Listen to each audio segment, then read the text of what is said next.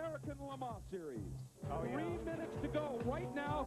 Green flag coming out. Lucas Luhr. Watch the SD. Tucked in behind. There goes Dumont to defend. Luhr pops to the outside. He knows he can do it because he's done it before. He is already by and then protects beautifully to the inside. Very good job.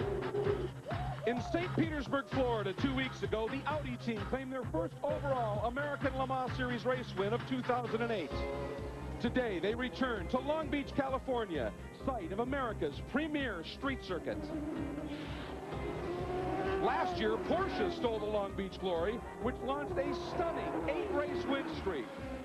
Today, can Porsche regain the street course magic and avenge their St. Pete defeat? And it's been a great start for the Porsche so far. Timo Bernard putting his Penske Porsche here on the pole position.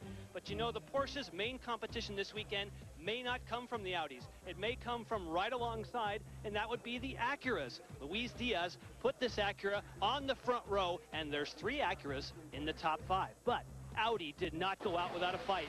Lucas Luhr pushing as hard as he can with the R10 in qualifying, got all kinds of sideways through the fountain section and saved what could have been a big wreck. In GT2, a Cinderella wore the glass slipper in St. Petersburg as title contenders met misfortune after misfortune, some felled by heat, others by serious late race mishaps. That opened the door for Jim Taffel's entry, driven by Dirk Mueller and Dominic Farnbacher, to claim the victory in only their 2nd race with Ferrari. And Taffel Racing would love to back up that St. Pete win with another here in Long Beach. But after being fastest in practice, they qualified 4th. Ahead of them is last year's champs in the Risi Ferrari, and then 2 of the Flying Lizards Porsches. Patrick Pilet, in just his 3rd ever American Le Mans Series start, used the draft from his teammate Jörg Bergmeister to make a move in what would become a pole-setting performance. But can these Porsches hold off the Ferraris? The American Le Mans Series, world-class drivers, premier road courses, and cutting-edge technology. Born in France in 1923, with the first running of the 24 Hours of Le Mans, the American Le Mans Series is the glory and the grueling reality of world-class sports car racing. This is the American Le Mans Series. For 33 years, Long Beach has been setting the standard for street circuits in America, blending the glam of Southern California's entertainment industry with the excitement of America's top road racing series. Today, after a superb debut last year, the world-class international-style sports cars of the American Le Mans Series return for the 3rd round of the 2008 title chase, the Grand Prix of Long Beach, here on ESPN on ABC. There may be other street circuits, but there is only one roar by the shore. Hi, everybody. I'm Greg Kramer, joined by sports car veteran Bill Adam. And Bill, there's a festival atmosphere at this event unlike any other, but with 4 different classes competing on the track at the same time in this race today, when the green flies, getting to the front is serious business. So if you will, take us through our Kumo keys to winning. Well, Long Beach is remarkable, and I think it's going to take 2 major keys, the first of which I'll call brain management. That's where the driver is going to tend to use his brain more than his right foot. Now, earlier today in practice and qualifying sessions, we have seen tremendous action on the track. A lot of mistakes being made. It only takes one mistake where a driver actually stuffs his car into a barrier, tears off a small aerodynamic aid on the car. He's going to be so slow and maybe necessitating a pit stop, which requires a long, slow drive to pit lane. Effectively, that would take him out of winning. The second thing is the hairpin here at Long Beach. Now, this is the slowest corner of any track we race at all year long. They're down to first gear, the only time these drivers use first gear, and critical to get a good launch down this long, long straight. If you want to win, you have to do that. And showing you just how important it is, let's take a ride on board that diesel-engine Audi R10 with Alan McNish. Here we are crossing start and finish line on Shoreline Drive. We're already in 5th gear, approaching 175, 180 miles per hour before hitting the brakes very hard at the 400-foot mark. Down into 2nd gear for the tight first corner. You've got a little bit of understeer push at this point, but hard on the throttle before one of the slowest sections I've ever seen. Round the roundabout, beautifully spectacular, but very difficult, a big car. 2nd gear for the right-hander, watching the bump on the apex, then the car skips before getting back in the power. A very tricky open corner here, massive adverse camber that you don't see until you approach it, which makes the car jump around and oversteer. Before a quick acceleration up towards the Hyatt Hotel, down into second gear, a little bit of push then, and then a big wide exit-away, third, fourth, fifth gear, and then coming down into the one onto the back straight. This is very important, very tricky. So it goes from very wide to extremely narrow. We then accelerate hard along towards the last part of the circuit, and this is a good overtaking opportunity, as you just saw there. Braking again at 400, down into second gear, a little bit uphill here, the car's slipping and sliding, and then the long left before the hairpin. This, I think, is an extremely tricky section. You go into the hairpin, down into first gear, maximum lock. I can drive my Audi RS4 around there quicker, and then I use all of the 650 horsepower diesel power to shoot me across the line. And qualifying on this legendary circuit produced the closest starting grid we have seen so far this season. It was some great action. Time for you to meet the drivers in the top qualified cars in each of the 4 classes that run here. And we start with the overall qualifier in P2. Hi, I'm Timo Bernhard. I was born in Homburg-Saar, Germany. Hello, I'm Romain Dumas. I was born in Alès in France. Hi, I'm Lucas Luhr from Koblenz in Germany. Marco Werner from Ermartin in Switzerland. Hi, my name is Jan Magnussen. I'm from Roskilde, Denmark. Hi, I'm Johnny O'Connell from Flowery Branch, Georgia. Patrick Pilet, Le Chesnay, France. I'm Johannes Van Overbeck from San Francisco, California. And in each one of those 4 classes, there are some great scenarios building for success today. So let's take a look at our Progressive Direct storylines. I think in P1, we've got to think about the Audi strength. This is an incredibly strong car, able to withstand contact, and it is built to win Le Mans. It is an ultra, ultra powerful car. If you look at the P2 division, think about fuel economy. Not only have they been faster in qualifying, they can go farther on fuel. This will be a 1 pit stop race. Last year, the fastest car did not win this race because they chose the wrong pit strategy. And the GT1 Aston Martin couldn't pick up all the pieces after a nasty crash at St. Pete. So it'll be the 2 factory Corvettes battling it out.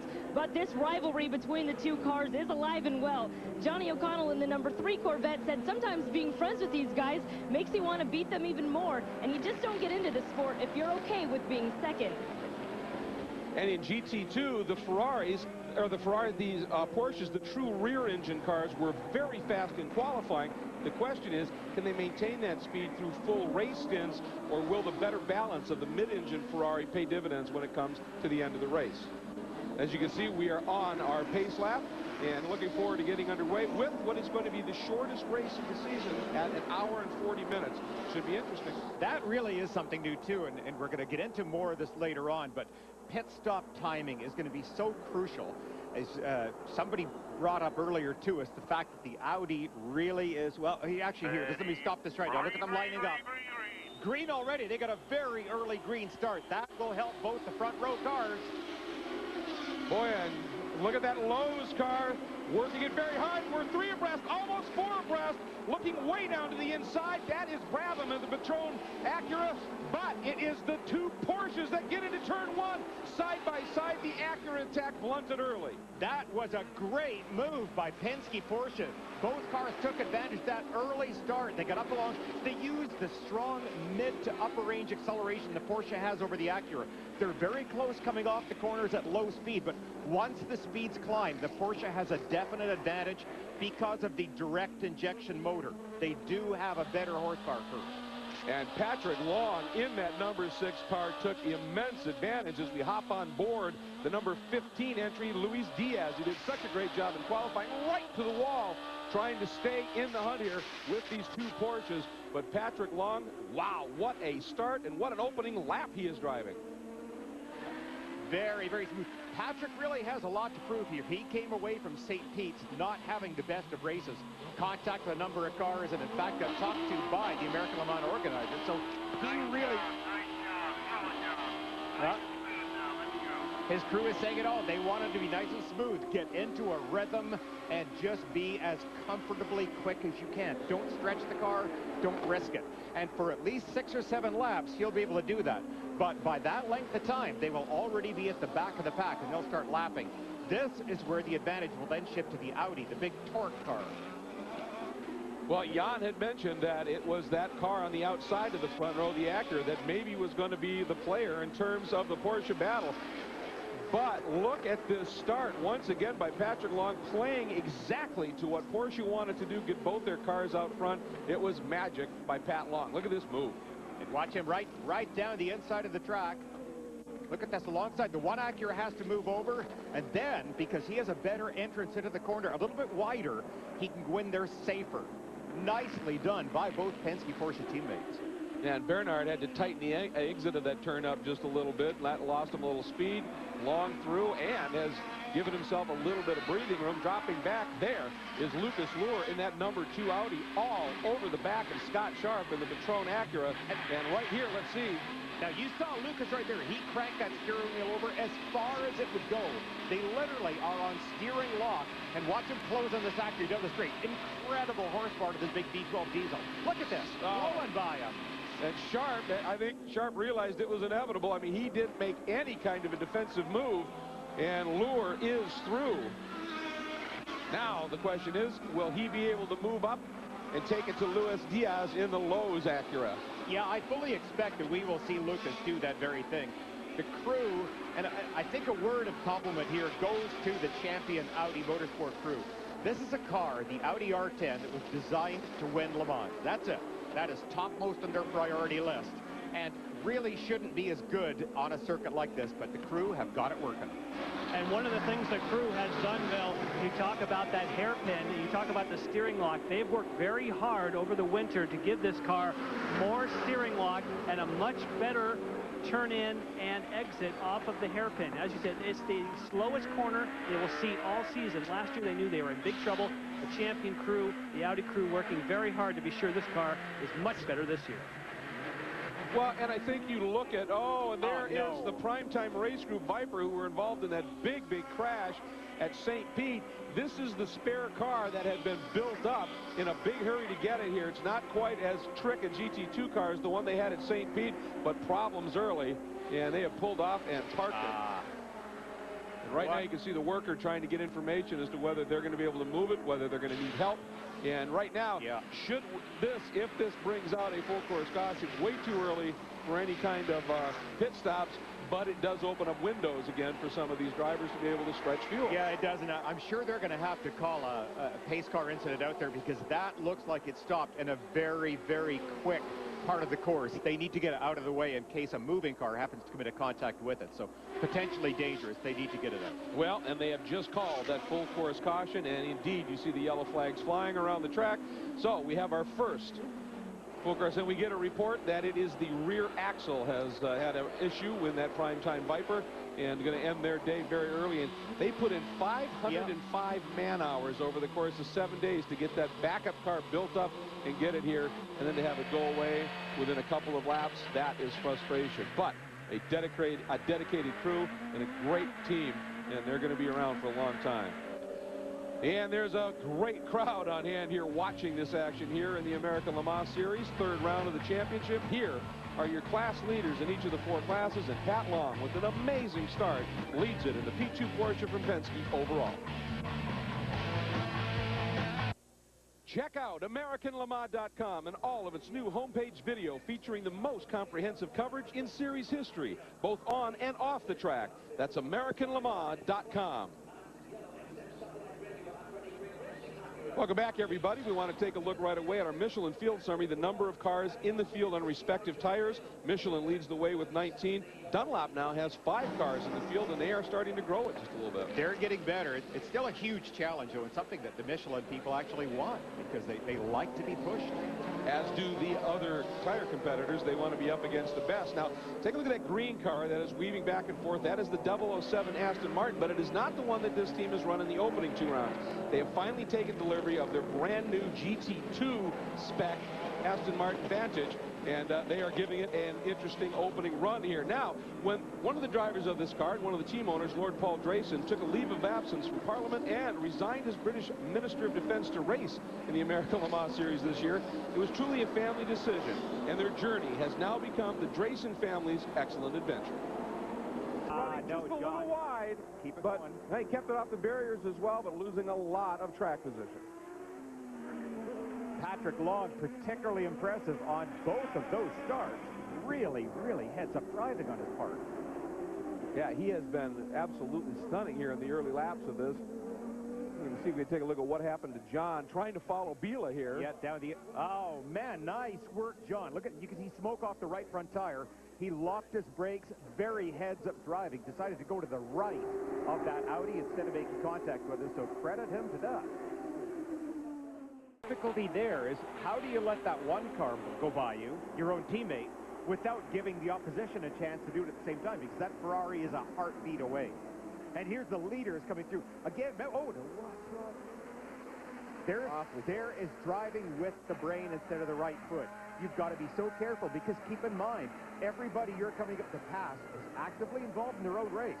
They may only be watching the car that's 100 feet ahead of them. They might not have had a chance to look in the mirrors, so it requires a huge dedication. The Audi flashing by under acceleration.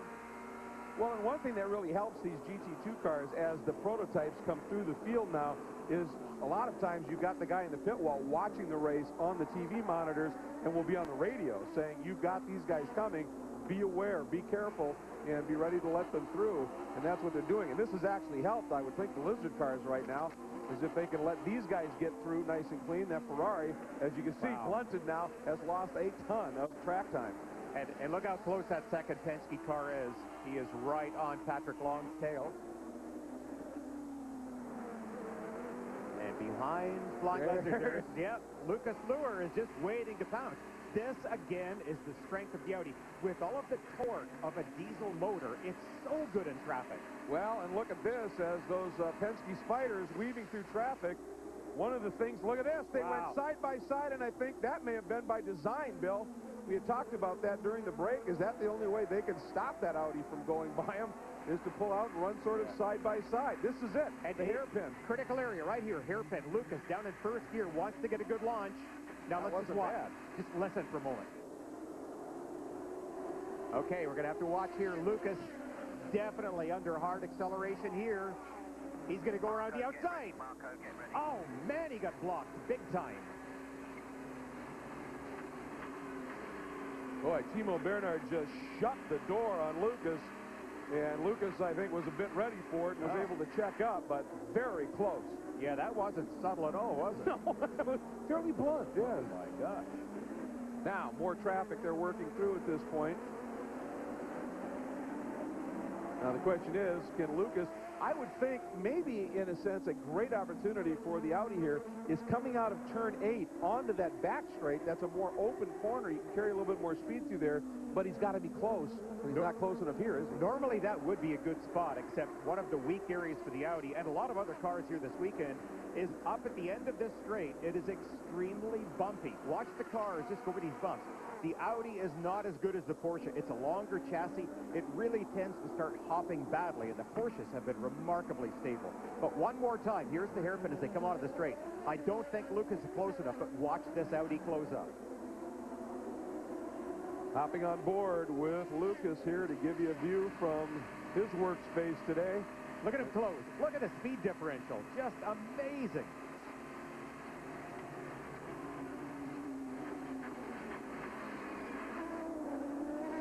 Well, you know what? So far, still pretty clean. Timo is blocking, but nothing to the standpoint of being dangerous or really blatant, flagrant blocking. That's okay. He's got the right to put his car any place he wants on the track, and he's taking full advantage of that interpretation. Well, and you can see, obviously, Lucas was kind of confounded. Should I go out? Should I go in? And that means that Timo was doing his job to perfection. Driving with his brain, not his right foot. Exactly. That's good. But with clear track in front, you can see that these Porsches, as soon as you get into the twisty stuff, it's just the lightweight nature and the great engines that they have in these cars. They get into and through these corners so effectively that it just makes it very tough for this car to stay close enough in to get the run out, does it not? Okay, one more time. Look at it. The wheel again. Cranked right over as hard as it will go coming out of the straight. Remember, Alan McNeish saying his Audi RS4 was faster through there than a race car.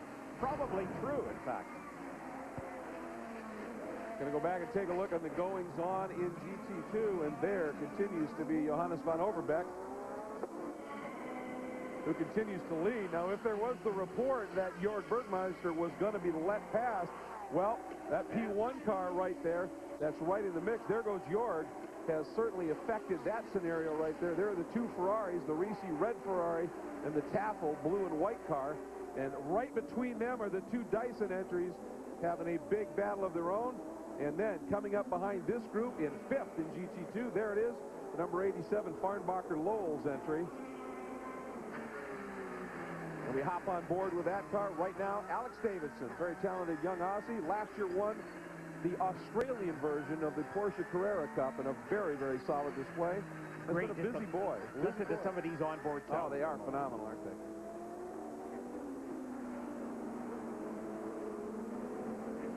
Going to show you something here, a little bit of a moment here. Watch the banner coming up. That was kicked by somebody else. There you go. Well, better up and over the car than stuck in the radiator inlet. No doubt about that. That worked okay.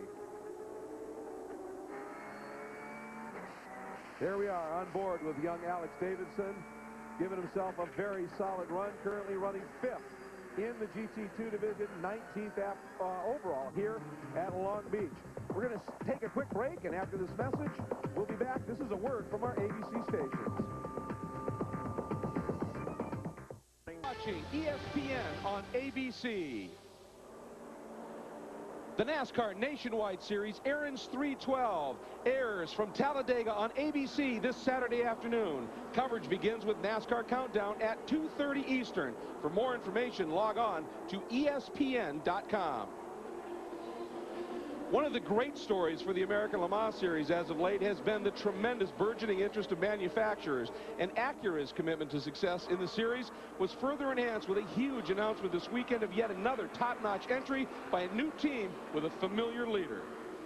When he used to run the open wheel series, one of the better drivers, delightful guy to deal with all the time, and he is very serious about this endeavor. Well, and having spent all that time running basically the Honda Formula One team, he's learned a great deal about team management as well, and you know he is going to compile the right people in the right jobs, and has already done that in many of the key roles in that team. This is going to be a great program. It will for sure. And it's going to be fun to watch that car with Gilles de Ferran and Pagenaud next year running here on the streets of Long Beach. And meanwhile, we hop on board once again with Lucas Luhr, who continues to try and stay with these two Penske Porsches. Now, we showed you some of that banner problem, and he, in traffic again, is closed up on Timo Bernhard. You just see Timo, the yellow car, right there as they head through here. And in traffic, he is at the back. Look at the banner underneath there. That's the banner that we saw go off one car, over another car, and now under the Audi. Yeah, I don't think that's going to give the Audi any problem at all. It won't disturb any of the underbody aerodynamics at all. It looks kind of strange. You know, Lucas has gone by Timo. Lucas has gone around him. That is Pat Long in front, and he is close. Oh, boy, this could be the moment, Bill. Yeah, he's close enough right now. He should get a great burst of speed down the straight. Just listen.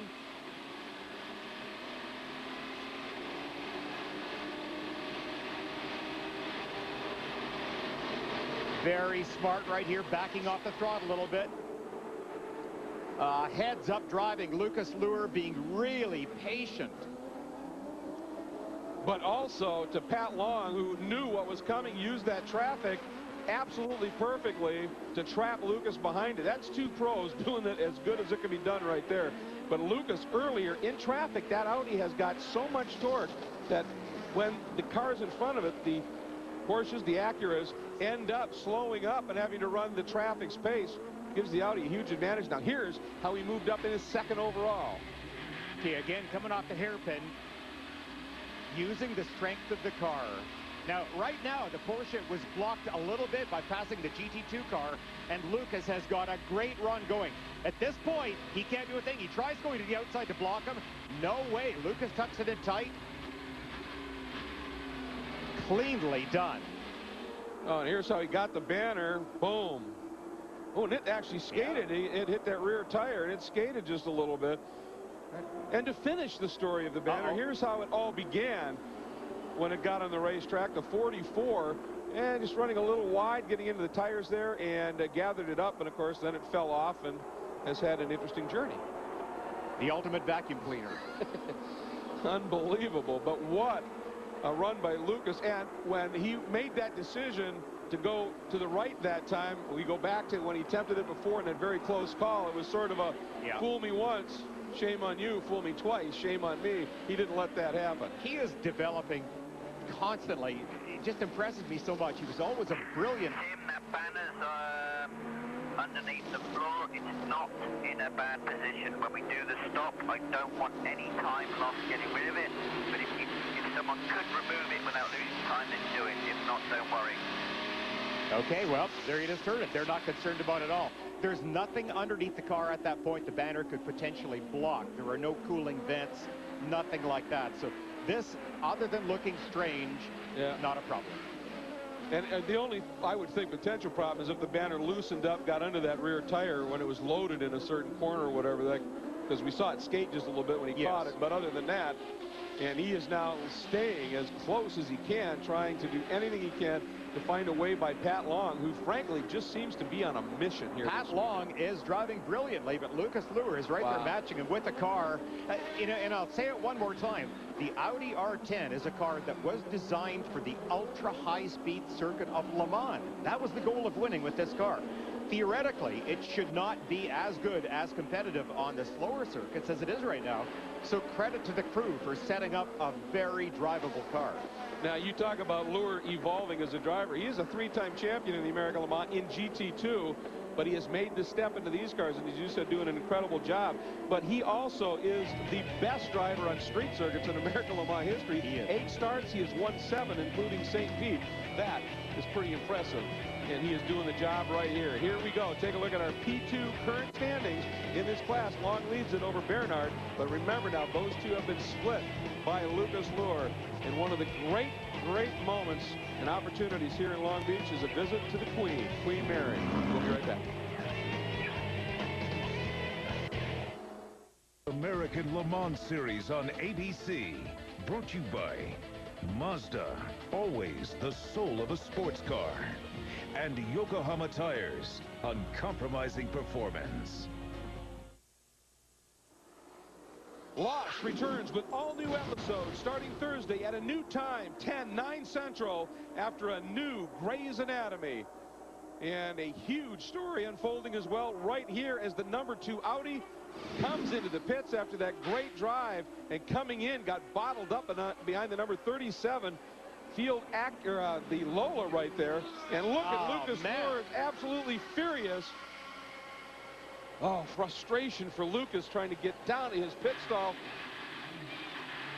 Look, unbelievable. Not allowed to pass in pit lane. Obviously, the speed limiter that is on these cars was more critically set on the Audi. Of course, they're going to go for the driver's change. The good news is that this pit stop is happening at a time when they could make it to the end on fuel. So, in fact, this would be the only pit stop for this car. Obviously, cannot do the tires until the fuel is done. Now they go after the tires. A little longer on the driver change than you would hope. You definitely want to have the driver change done before the tires. They finish just about in synchronization. At the same time, the Porsches certainly have to be thinking about making an early stop. Now, if you stop this early and there's no caution, this is a good move. If there is a caution, maybe not so. Well, Jan, the key was we were watching the Porsches coming out of the hairpin, and Werner did get out before the Porsches went by.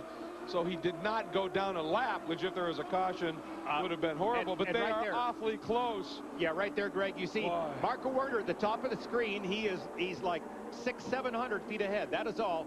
And he has to try and build up his own rhythm in the car, get the tires up to temperature. He will have a much slower lap this lap. You see him locking up the brake a little bit. Tires still cold on that Audi. Oh, how frustrating for Lucas Luhr coming down pit lane. Marco Werner by the number 8 car there. Yeah, and he slowed up coming into the pits and then slowed up all the way down pit lane because of the difference clearly in the limiter setups on the 2 cars. But we have seen Werner's magic, that qualifying lap at St. Pete. We'll have to see whether he can find it here just a little bit. And the key is don't let those Porsches get by you, just in case there is a caution, and then hope they pit. Well, what he has to hope right now is the number 8 car maybe holds them up a little bit. Right. Because they would love to put him a lap down. That number 8 car, once that 8ER engine spools up, has some good straight line speed. Into the straight, under braking, it's all over.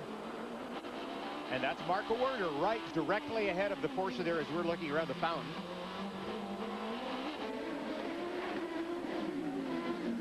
We've been talking about the strategy on pit road. Consider the Penske team. Roger Penske and Tim Cindric are not here this weekend. They were going to be here today, but there was a rain delay in Japan for the IndyCar race. So John Ericsson's going to make the calls as the general manager on number 6. The team manager, Jeff Swartout, is making calls for the 7. They said, no problem, we know what we're doing, except for we're expecting a lot of calls from Japan during the race. Yeah, and I was going to say, no pressure there. Now, let me explain something to new viewers we have at home here. They're going to be saying, well, hold on a second. The Audi is a diesel. It gets better mileage. Yes, you're correct. It does get better mileage. But under regulation for the American Le Mans Series, the Audi only carries 81 liters of fuel. These Porsches are much smaller engine. They're a 3.4 liter compared to the Audi 5.5. And they're a direct injection motor. So they get vastly superior fuel economy and also carry 90 liters of fuel. The Porsche should be able to run about an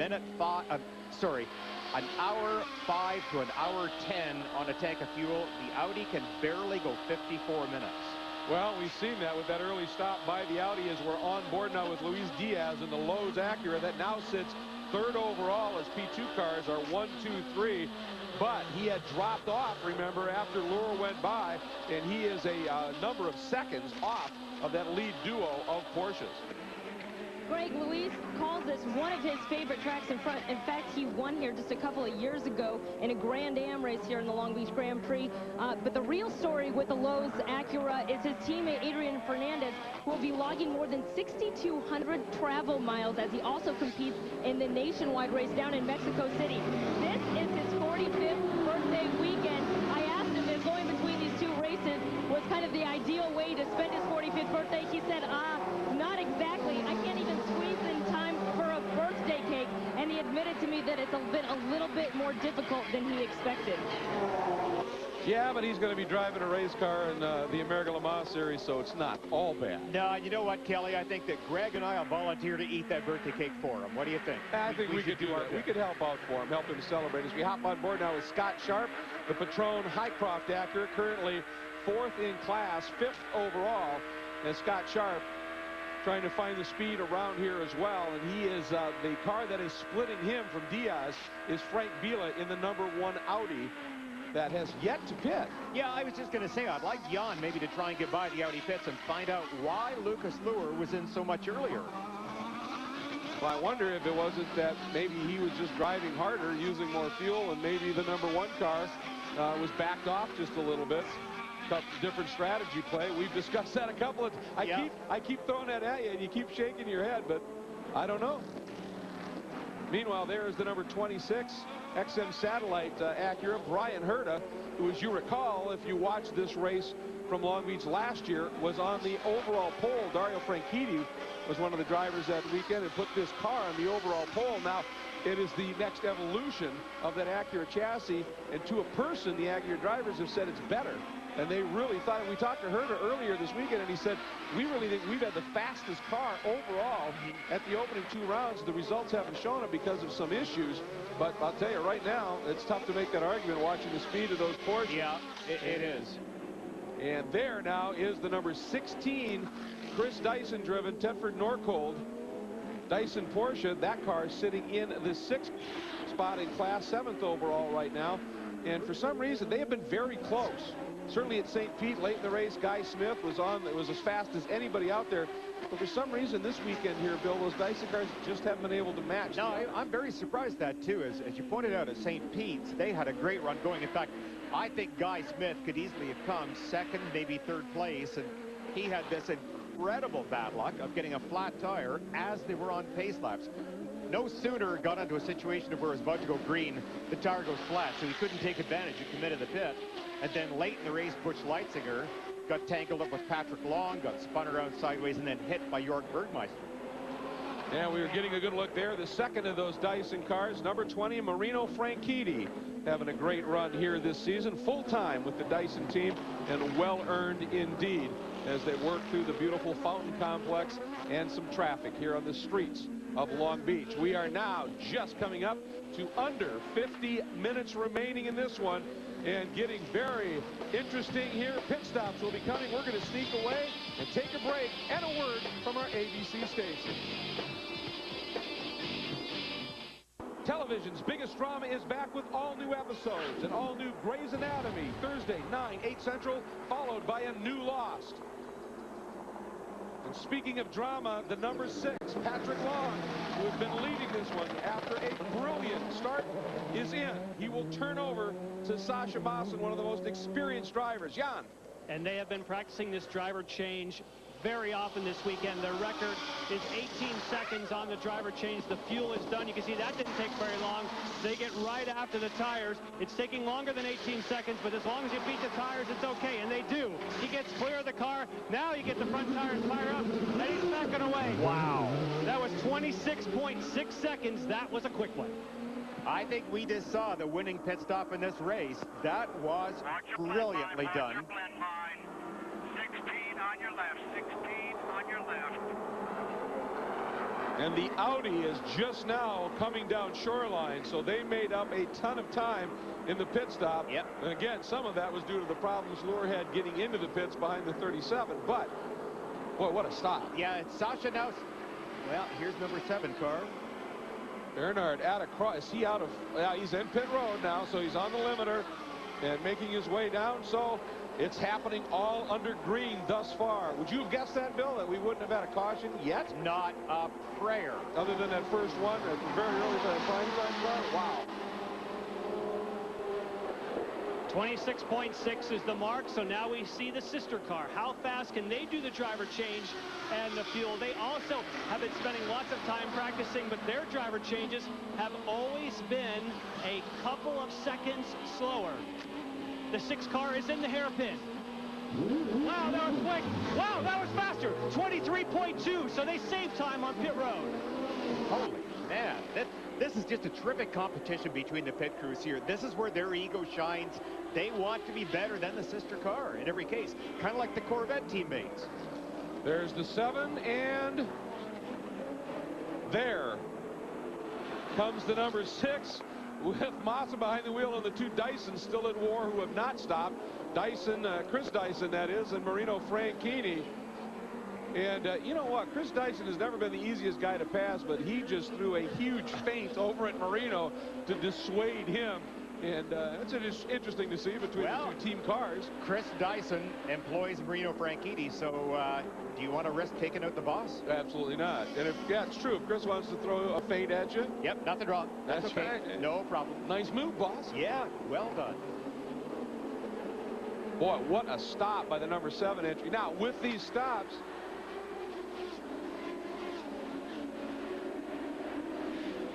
all right, now we get a report from his spotter that Chris may not have been throwing a blatant block, but it may have been there was a piece of debris on the track. Watch that lead car here now. Oh, sure, there was a that's why there was a yellow there. Definitely. Okay, we didn't catch that, but that's what that yellow flag was flying for, and that explains that. Now, you see that yellow Porsche, the car right in front of it, I believe, is the Intersport Loa, and Jan were down with the Audi. Just finishing up the pit stop for the number 1, Frank Vila climbing from the car, Pirro in there. This is a little longer stop, almost 31 seconds. Now, to answer the question, why did the 2 pit before the 1? The team strategy down here was the 2 was not out of fuel. They wanted to stop 1 car on the first part of the window and their other car on the end part of the window. So they had both parts of the strategy covered. We'll find out which one was the better choice. Yeah, my feeling is that they did not make the better choice. Why not take a chance on running Lucas as long as possible with the 2 Penske cars? Keep them in touch. And the number 15 Lowe's Acura in for the pits. You see Luis Diaz getting out of the car. Adrian Fernandez taking over behind the wheel. They're going to put fresh tires on there and, of course, fuel it up. Now, Adrian Fernandez has as much track experience here in Long Beach as any of these guys, but this is another team that's experienced a lot of frustrations early in the season. They've run very strong in the first 2 races, but don't yet have the points to show for it. Kelly, you're right about his experience. He's had 14 previous starts here, and we gave you a shot of that debris because the pits have now closed, and we have had to go full course yellow.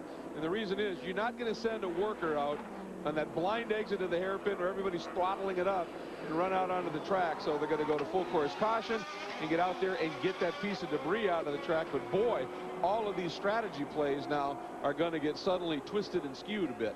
Yeah, interesting too. We just got a report that the car number 7 during that last pit stop may not have gotten his radio plugged in, so they might be out of radio contact. That could come into play should anything go wrong or anything mysterious with the car. He can't talk it. Oh, sorry, we just got it cleared up. He apparently has got it back in himself. All right, so we are covered there. It looks like they are in good shape at this point. The crowd loving the action. And XM Radio is featuring the cars and stars of the American Le Mans Series and its exciting 10th anniversary campaign all season long on XM Channel 144. Don't miss any of the action. I love my XM, and I love racing here at Long Beach.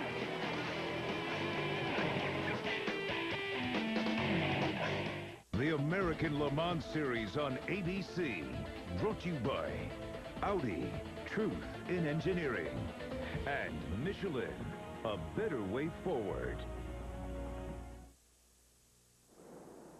Welcome back to Long Beach, California, where we are under our second full course caution of the day here in this 3rd round of the American Le Mans Series action. Lots of pit stops unfolding. Pit lane very busy. You see there the number 26 XM Satellite Acura has made its stop, and the car that was leading at the time of the stops, the second one out, Scott Sharp brought the Patron Acura in, but obviously has now turned it over, and you could see that it was the 26 Acura actually got the jump. Had the luxury being able to make their stops under yellow, so they really have effectively taken away that huge gap they had to the leader. All right, well, as we now are well into this race, let's take a look at our Yokohama mid-race recap, give you an idea of what's been unfolding so far, particularly if you are just joining us, and it has been a very interesting race unfolding, all starting with a brilliant move around the outside by number 6, Pat Long, in that yellow Penske Spider. Just a tremendous jump, got around everybody out there, but then Lucas Luhr started the march. He did indeed. Lucas having another great run. Look at this, down the inside, passing the Acura, jumping up into, at that time, I think, 2nd place. Great battle, GT2 leaders. Ferrari, Mello took one look up the inside. The 45 car has gotten by the 46 now. That's George Birdmeister. And then, of course, we have the overall leaders coming through that GT2 battle, and everybody fighting for position. Then, Lucas Luhr, a great pass, gets around and picks up 2nd spot in an absolutely great move, but problems in the pit lane. Furious with John Field. John was not going down pit lane at the same speed that Lucas wanted to go down at. There is a limiter on board all of these cars to set your speed limit in pit lane. Much different between the 2 cars, obviously, and Lucas felt that his was right. And you can see Lucas, when we first came to that shot, he was tucked right behind Field as they even turned in. And so the frustration was building, and it was costly. I think if the R10 had a bumper, he would have been using it. The old chrome horn. So as things shake up here, obviously now we've got the pace car out, and the field is shaking up, but we've got some of the stops unfolding and the like, and at this point, the timing and scoring shows the number 7 Porsche from Penske Racing of Dumas in the lead, and overall, Maassen in the 6 car is 2nd, and in 3rd overall, 1st in P1, Marco Werner in the Audi. Ah, boy. An update on the Corvettes. They both stopped, the 3 and the 4, at the exact same time under the caution, and it was a perfect competition between the 2 crews because under caution, the 2 cars stopped at the exact same time. And wouldn't you know, the 2 pit stops were also the exact same time. They did the driver changes. They were exactly identical. They left in the same order that they came in, but it was very exciting. And the 62 Risi Ferrari following the lead of the Flying Lizard Porsche. If they pit, they will come in as well. But if they get the wave by to get that lap back from the lead, they will stay out. And their crew telling me that the longer they're out there on the track, the better for this Ferrari. An awful lot of strategy unfolding yet in this GT2 battle. That's the one where the stops have not really begun, and it could be an awful lot of effect right now as the wave by has begun. So the field's coming around and picking up the back of the pack, and while we're under caution, we're going to step away. We'll be right back after this message and a word from our ABC station. Is the Progressive Direct storylines in the 4 classes that we've been following, and let's see where we are. Can P1, the Audis, beat the P2 cars? Looks to me that they can. I mean, they've been competitive all race long, much to Porsche's dismay. They've been very, very quick. And once again, Marco Werner, our qualifying wonder, he is right there waiting to jump. In the P2, we talked about pit strategy, and we saw a quicker stop by the number 7, has them now in front of the 6. Pit stops playing out just like we thought. Corvette inter-squad battle. Well, we just heard that report from Jan. Well, I'll tell you, in the pits even, it's just that intense. And in GT2, can Porsche hold off the Ferraris? They have thus far, but pit stops about to unfold. Kelly? Here comes the 62. This was a quicker than usual pit stop, although now he cannot get the engine to fire up. The engine, it will not fire on the 62 Ferrari. They thought they were going to be out here fast because they only did a splash of fuel, not needing a full tank. It's green, and they're stuck here. He is hitting the ignition switch, almost punching it, cannot get this thing to start. Oh, my. Cannot believe this year for this team and the drivers. They have been extremely quick. They have had no luck. I remember at St. Petersburg, they had an electrical problem that affected the AC. Maybe in trying to repair that, it's affected some other electric. Look at that. Salo is just absolutely going crazy. And for viewers that are out there saying, well, push start the car, you have to start the car by its own power. You can push start it, but you have to shut it back off again. Something has happened to the starter. How frustrating. Now the crew is, you can see him raising the rear deck, and that plays exactly into the hands of this car, the number 45. They too have stopped, and Wolf Hensler has taken over from Bergmeister, and he right now is out front. Look at them, they're just banging on the starter. Trying to get that thing to work. Amazing. So the 45 leads in GT2. There he is, Hensler now. Pilet, his team car, the number 46, the young Frenchman who put in that amazing lap in qualifying. You can see him back there with the orange stripe. That's the margin, first to second. As they come whistling down Shoreline Boulevard, and behind them now, there's a couple of yellow Penske's making the march up through the pack as well. Well, we just saw one of the Penske's go by right there. And the crew chief here on the 62 Ferrari telling me that that starter problem does not have anything to do with previous issues, and as you see, they are just getting under power. Now it is stalled again. He said the engine's stalling, but he does not believe that has anything to do with their previous issues. They went off without the wing. Oh, unbelievable. They're running up to the number 9 pit to get that on, and you can just see a look of defeat on the faces around here in this pit. This is reminiscent of the Ferrari pit stops in Oldham. It used to be a joke. Just mistake after mistake. Well, you know, this car this year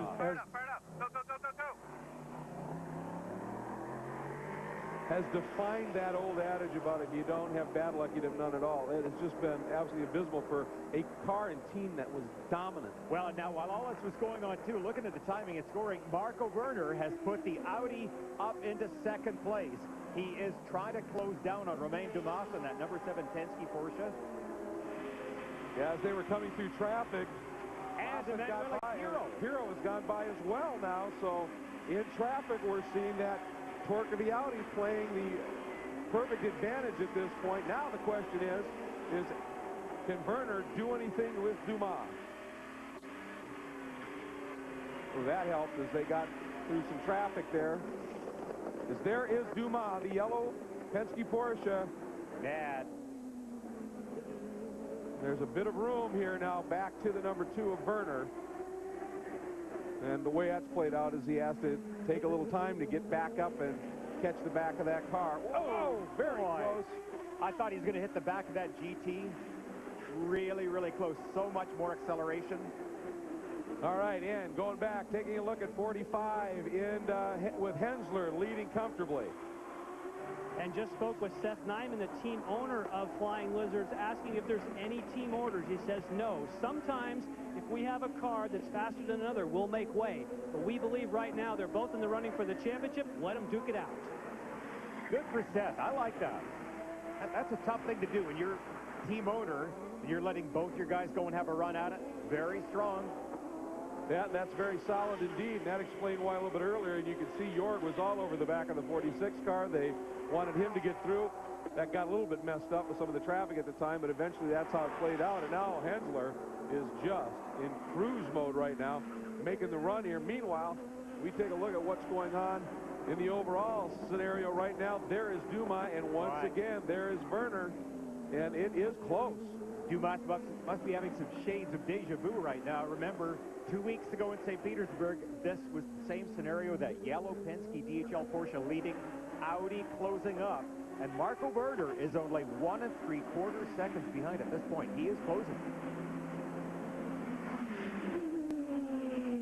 So as we watch Marco Werner in chase mode, want to remind you that if you need racing news and information, you need only log on to roadandtrack.com for the latest news on the cars and stars of the American Le Mans Series. Check it out today. We want to give you a look here at the current standings of the 4 cars in the P1 category. Werner over Pirro in the Audis, Clint Field in the Intersport Lola, and Chris McMurray in the Jean-Richard Watches Creation. And it doesn't matter where you are in Long Beach, whether you're in the stands or you're in one of the apartment buildings overlooking the track, you're enjoying a great show.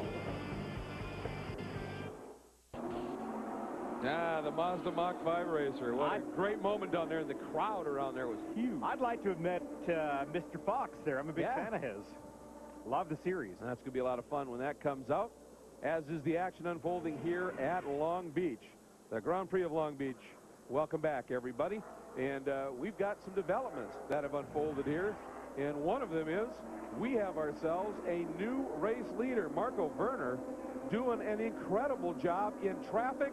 And Bill Adam, he made another brilliant move. One of the spots we talked about coming off the hairpin, getting that good strong run. Look at the Porsche up ahead, and Marco tucks to the inside. Pure speed. Look at this. And then just casually goes over and blocks so he can't go rebuy under braking. Beautiful move by Marco Werner. 2 races in a row now. Romain Dumas has seen his lead evaporate and an Audi take over. You saw Werner right there. Just take a little look, realize he was clear, kind of eased over, and to Dumas' credit, he didn't force the issue. He went, if I stay here, we're going to hit. He gave him the room to turn in, live to fight another day. But almost immediately after that, we are now under caution, and there is Clint Field, who has had a problem coming out of the hairpin, nose to the wall, the car extending way out there, and it has obviously lost the fire in the engine at this point, and he is just dead stick. And also a problem for the Panos, which had recently made a stop, and he is on the hook, being taken off the track as well. So a couple of developments unfolding here, and has given us now our 3rd caution of this race. Jan? Well, while we're under caution, let's take a quick check-in on what's been happening from the Michelin tire update. And we saw so many people change the Street Soft compound during those pit stops. Take a look. This is the smooth surface, obviously what we know as a sticker tire. Now, the reason we had so many tire changes is not what was worn off the tires, but what was picked up. Here on a street circuit, especially with Street Soft compounds, all of these things that get picked up on a tire take away much more grip than having a tire that's worn out. So many, many teams going with the new skins because these are way more effective than a tire that has a lot of pickup. And by the way, Michelin going today for its 250th class win. Boy, how amazing is that? This is remarkable. And keep in mind that last year here at Long Beach, Michelin cars swept all 4 of the classes. Yes. So when you talk about racing tires at Long Beach, Michelin knows it, and they're looking forward to racing in Long Beach 5 more years, because another huge announcement made here this weekend is that the American Le Mans Series and the folks here at the Long Beach Grand Prix Association have signed a contract, a 5-year extension for the American Le Mans Series to be running. So it started in '75 with Formula 5000. You know who won that one? Michael Andretti. Close. Mario Andretti. Brian Redmond. Brian Redmond. Oh, then my old pal. Yeah, and then Formula One, and then, of course, to kart for a number of years, and now they have added this great American Le Mans series. This is the second year, 5 more on the ticket. Absolutely wonderful. And another guy I think is going to be liking that is Jim Tafel. Now, last year, Jim Tafel became a Kentucky Derby winner, and 2 weeks ago, he became an American Le Mans series winning team owner. But today, well, he really steps it up as he joins on as our Cub reporter. Hi. I understand a few people here in the booth think Ginger might be the way to go, and somebody has even picked Lovey Howell. I'll take Brian Redmond. All right. Well, thanks, Jim. Absolutely wonderful.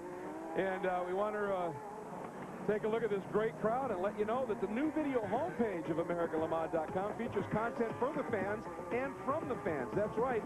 We'd like to hear from you. So log on today at AmericanLeMans.com to submit your video content. Our class leaders in each of our 4 classes, with P1 leading overall. It's magic for Werner and Lucas Luhr, who are in it for the full season. They've got their team car behind them and separating them from the Porsches from Penske. What an amazing story for Audi. Considering they qualified 6th and 7th, Bill, to have them running 1-2 coming up on 10 minutes to go is unreal. Now, what was that all about? Car number 7 weaving down the back straight as if he was having a fuel pickup problem. Or was it some of that pickup on the tires that Jan was talking about, just trying to scrub something off because he wasn't getting the turn in he needed? Normally, I would think if it's just pickup, you let the car go into a corner, and if it's a strong push, you make it push even more, wear it off that way. Well, as we watch Werner just stretching it out a little bit, a guy who's got to be sporting a huge grin is with Jan. Yes, and of course, that's Lucas Luhr. You had a great drive in the car. How much fun to come from behind and use that diesel power just to blow by the P2 cars. Hey, it's really cool. I mean, that's what TDI stands for, you know, a lot of power. And I think we used it quite well in the beginning. I also overtook some cars on the braking, so we improved really the car and the braking as well. And then it's fun to drive. Now, the 2 team cars were on different pit strategy. Obviously, they've now worked out to be the same.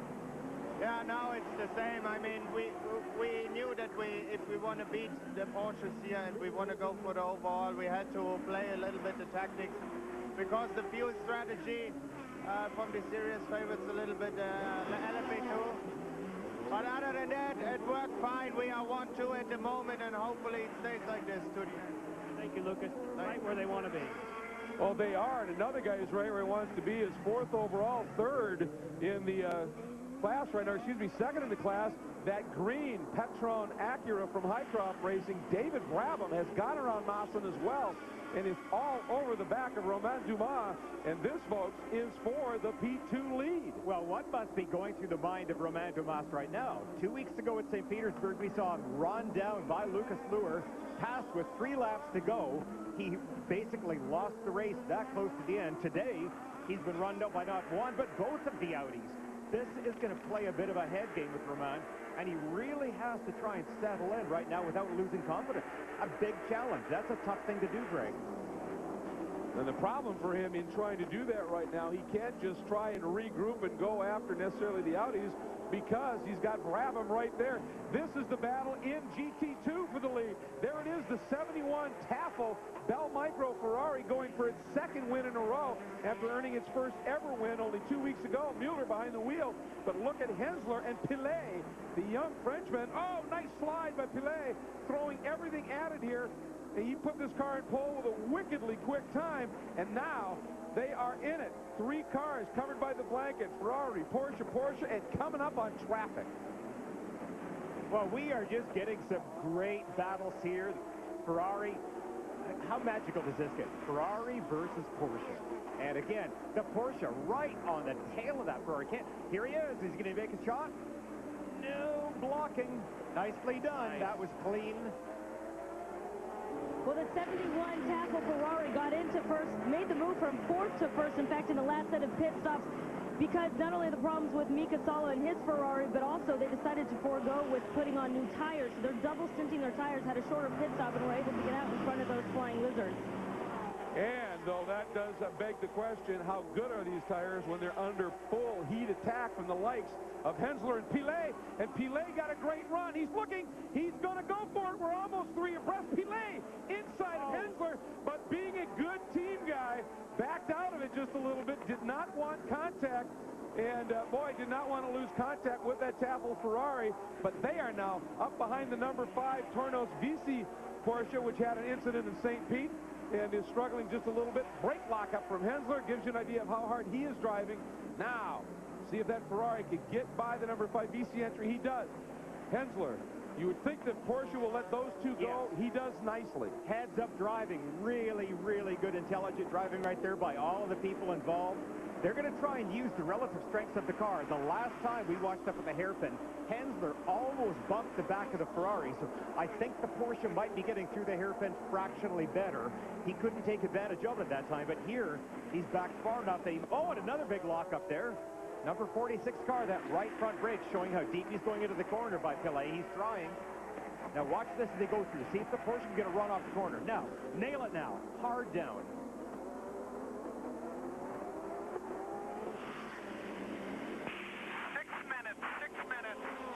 These cars are beautifully matched down the straight. To bring you up to date, too, Marco Werner has a 2.6-second lead over Manuel Piro in the second Audi, who in turn is half a second up on Romain Dumas. So Dumas has not given up. That radio we're listening to is the number 45 car. Second in your screen, the yellow windshield stripe. The Flying Lizards Porsche, Wolf Hensler behind the wheel right now. Pilet right behind him, and actually now, nice job by Dirk Mueller, who, believe me, folks, is an exceptionally talented driver. He is. A works driver for Ferrari, a factory driver, and he has actually opened it up just a little bit at this stage. And Hensler has Pilet to worry about right now, big time in the mirrors. I think Mueller would love to give this team 2 in a row. This would be just terrific for them. But well, last year, Mueller ran a Ferrari for Peterson White Lightning at Long Beach. Yeah. And it was his first appearance in that car here and put in the fastest lap of the race. So, boy, somebody had a big bunch of lockup in front of these guys. Doesn't look like it affected anything. So Mueller, very good in a Ferrari around the streets of Long Beach. And speaking of great runs, Gunnar Jeanette, the number 48 Corsa Motorsports Ferrari, Steve Pruitt's group, and they, along with their starting driver, Johnny Mollum, have given this a huge run. They put in a tire switch after the first round of the championship, and they have been evolving this car. Boy, it came good with a good run in St. Pete, and it's even stronger here, 4th in class right now for this team. They're coming up. The Audi in the background. There's Marco Werner coming out of the straight. There's the second Audi. That's 1 and 2. Look at how tight that battle is back there. Romain Dumas, David Bravman, the Acura right behind him. And these groups are coming up on that yellow and black Corvette from LG Motorsports, the GT2 Corvette that is in a development program here. The Bob Riley design chassis of Lou Gelati and Doug Peterson. Oh, man. And, tough come place on. to catch him. Yeah, he needs to get out of the way. That Corsa Ferrari we were talking about, they have to run with a very conservative setup because they have not had any testing time with these Dunlap tires. So they had to go with a setup that will work with any set of tires, but is not great on any. So when they had a 4th place finish at St. Pete, they said that was absolutely a victory to them, that they had just hoped to finish that race. So you've got to imagine that they're pretty excited about being 4th again here in Long Beach. I would think incredibly exciting. Now, while we were watching that great GT2 battle, there's some interesting things going on in the P2 category. Watch this, Bill. Tight quarters action. Oh, man, it's not getting much tighter than it... That is about as tight as you want to go. Just barely taking advantage down the inside. And it froze the Lowe's car on the outside. Fernandez could not shut the door, and the number 20 of Leitzinger snuck underneath as well. So Fittipaldi burst through the XM Satellite Acura and opened the door up, and Leitzinger followed him right through past Fernandez. I mean, when you get down to this, we're coming up right now. 3 minutes left in this one. Werner has 2.1 seconds over Piro, who's got 1.5 back to Dumas in this battle for P1, P2, and the overall. Yeah, just a remarkable job one more time by this Audi crew. They have done a phenomenal job on car setup. both drivers able to really throw these big Audis around the track using all the horsepower. In the background, look at how tight that battle is getting. You're looking at Romain Dumas right ahead of Brabham, and then Sacha Maassen. Suddenly, he is not totally out of the picture, and in fact is running laps as fast as they are. Also, we got word the number 45 car was asked to let 46 by. They would like to give Pilet a shot at running down that Ferrari. Speaking of shot, Brabham taking a big run here. Oh, and he got almost squeezed to the wall there by Dumas, and that was a bob and weave. A little bit more than that one move, perhaps, and Brabs wisely sensed it coming and checked up just a little bit, but right now he looks to be very quick, but we are under 2 minutes to go. And you heard the call. That was 2 laps to go. Let's quickly take a look at the Acura move of the race, and it was an easy one to determine. A magical move by Lucas Luhr in the Audi, Bill. I agree 100%. It was just brilliant. Here we are on board, coming down the straight, weaving his way through the Porsches. That was your Acura move of the race, and it paid off big time as Werner was able to sneak through those Porsches, pick up the overall lead, and he has held it up until now. 1 minute and 20 to go. He's in some traffic, but he's got some traffic splitting he and Pirot sort of acting as a buffer back to Dumas. Oh, boy, look at Pirot, too, just trying to dart and weave through this traffic. Again, these guys are so smart. They're and so Brabham got by. Brabham did.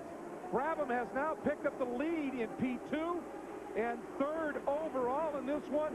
And if this were to hold, it would be this team's best finish ever, a win in P2 on the heels of their previous best finish at St. Pete 2 weeks ago. Here it is, Bill. You're on board the Acura. Just listen to this. Little wiggle off the corner. Look at David going to slot down the inside, tries to move over on a block, and he doesn't. They tanked. They did. A winglet came off, I think, of that Acura, but I think Brabs had said, this is my one shot, enough's enough, I'm going through, and we have just begun our final lap. Yeah, he made the right decision at that point. You know there might be contact. The Acura, not as strong a car as the Porsche. Those pieces will come off a lot easier than they will on the Porsche, but the proper gamble to take. There is Werner on his final lap. Pirot as his wingman right now, essentially. And Brabham behind. You can see us open it up just a little bit over Dumas. And in fact, Maassen is closing in on Dumas on this one as well after having dropped back just a little bit. What a story for Brabham, Highcroft Racing, and the Acura program here to get the win. And boy, that car right there. Yeah. Smoking badly coming out. And they are coming up on the GT2 battle.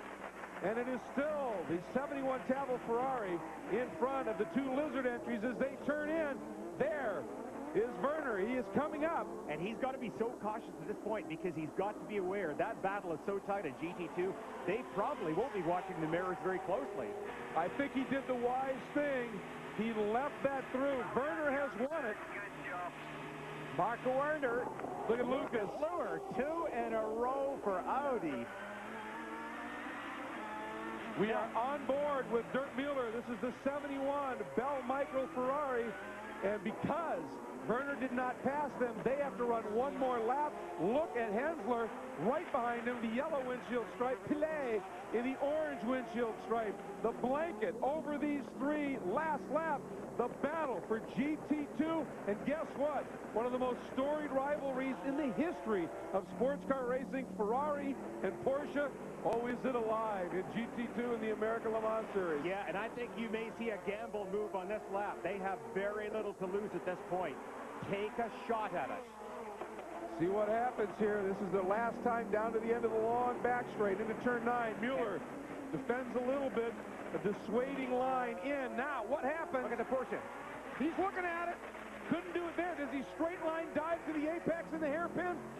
Mueller covers. Turns in a little bit sooner. Now watch Pilet.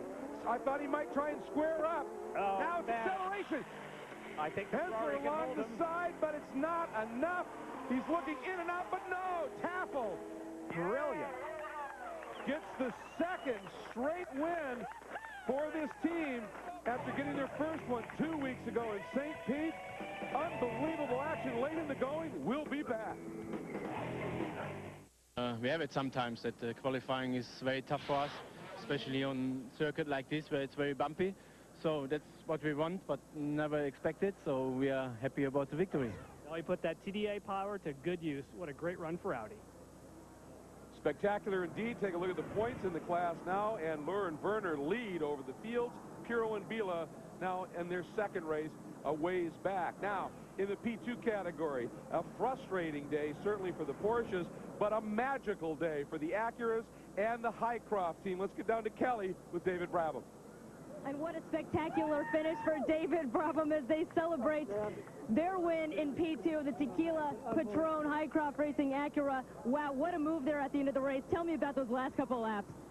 Oh, man, it was, I knew the car was strong. I mean, you know, the guys have done a fantastic job. The Patron Highcroft team really gave me a great car today. They really did, because, you know, I could see that I was actually quicker in the corners, and if a situation came up, you know, I was going to grab it. And it's just an awesome feeling to, you know, not just for me, but for the whole team to win this race, for Duncan and obviously with Patron here with huge guests and everything.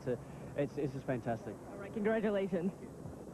We'll take a look at the points in the P2 class. Keep in mind, this is the second win for Acura, but the first for the Highcroft team since Acura joined the program. Absolutely great. In GT1, take a look at the results, and again, the Aston Martin absent because of the problems in St. Pete. O'Connell and Magnussen win once again, and they're with Jan.